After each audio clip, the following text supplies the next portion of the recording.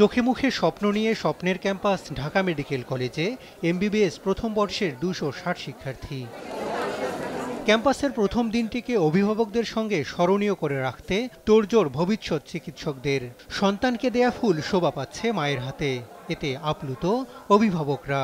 অসহায় অবস্থায় সেবা করার যে সুযোগটা, সেই সুযোগটা আল্লাহ ওদের করে দিয়েছেন। এই সময় মানুষ অসুস্থ অবস্থায় ধনীরাও অসহায় থাকে, গরিবরাও অসহায় থাকে। সেখানে যদি একটু সেবার হাতটি যদি একটু ভালোভাবে বাড়িয়ে দেয়, তাহলে মানুষ সবচেয়ে বেশি সন্তুষ্ট হয় এবং দোয়া করে।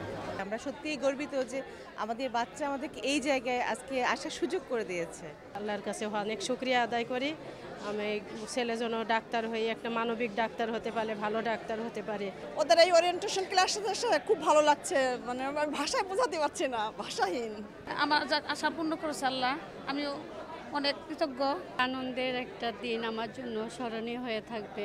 অনুভূতির কথাটা ভাষায় প্রকাশ করা যাবে না। খুবই ভালো লাগছে, অবশ্যই ভালো লাগছে।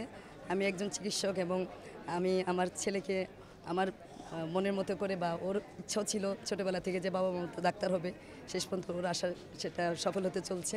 চিকিৎসক হওয়ার স্বপ্নে বিভোর শিক্ষার্থীরা নিজেদের আবিষ্কার করলেন আরও একবার। ভালো চিকিৎসক হওয়ার বাসনা জানালেন তারা। তো লক্ষ্য থাকবে আসলে যে আমার দ্বারা যেন কোনো রোগী ক্ষতি না হয় এবং সর্বোচ্চ রোগীকে দেওয়ার, তো সেই লক্ষ্যে আগাবো ইনশাল্লাহ। আমি ছোটবেলা থেকেই যেহেতু স্বপ্ন দেখেছি যে একজন চিকিৎসক হব, তো এটা হচ্ছে আমার জন্য একটা ড্রিমি ডে। পরীক্ষার আগ পর্যন্ত আমার কখনোই এটা আসলে মনে হয়নি যে ঢাকা মেডিকেলের মতো একটা প্রেস্টিজিয়াস জায়গায় আমি চান্স পাবো। তো খুবই আনন্দিত স্বপ্নের জায়গায় আসতে পেরে।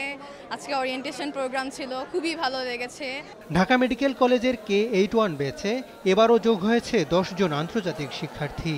বাংলাদেশে কয়েকদিন অবস্থান করেই শিক্ষা ব্যবস্থা ও সংস্কৃতিতে মুগ্ধ শ্রীলঙ্কার শিক্ষার্থী আস্থা। I'm starting to love this environment, these people, this language and everything. I'm starting to love, so I am really enthusiastic and so honored to experience this. I'm so thankful for the scholarship. পরে orientation অনুষ্ঠানে শিক্ষার্থীদের সেবার মানসিকতা ধারণ ও medical guideline অনুসরণের শপথ করান অধ্যক্ষ। প্রধান অতিথি স্বাস্থ্যমন্ত্রী ডাক্তার সামন্তলাল সেন বলেন, মানুষের সেবাই হবে চিকিৎসকদের প্রধানতম কর্তব্য। তবে ভুল চিকিৎসার অভিযোগে গায়ে হাত তোলার অধিকার কারণেই বলেও জানান তিনি। কথায় কথায় ডাক্তারদের উপরে চড়াও হওয়া, কথায় কথায় ডাক্তারদেরকে মানে বিনা কারণে ভুল চিকিৎসা বলার অধিকার পৃথিবীতে কারো নাই, একমাত্র Bangladesh medical and dental council ছাড়া। তারাই বলতে পারবে যে ভুল চিকিৎসা। আমি কোনো যে কেউ গিয়ে ভুল চিকিৎসার নামে কারো গায়ে হাত দেওয়া কিন্তু ইয়ে করার এটার অধিকার কারো নাই।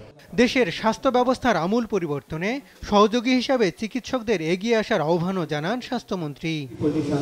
হাসান মাহমুদ, দেশ টিভি, ঢাকা।